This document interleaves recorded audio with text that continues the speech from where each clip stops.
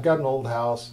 There's no insulation in the sidewalls. My windows were the old single pane, double hung windows. When the wind blew, you could see the curtains move. With windows that drafty, it was awful.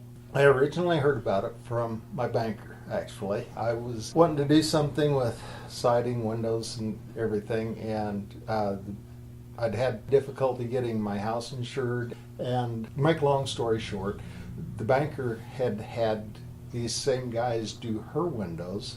And she said, yeah, you wouldn't believe it. And so she gave me the number. I called, got an estimate, and ended up getting them installed. They're every bit as good as what she told me they were. I work from home, so I was here most of the time when they were working. A lot of fun to be around. One of the most professional crews I've worked with. They're quick and they move from room to room, and they were cleaning up behind themselves. You wouldn't know they'd been here. They were excellent. Since I've put the new windows in, I don't have the drafts. I know my heating bill dropped by about $100 to $200 this year.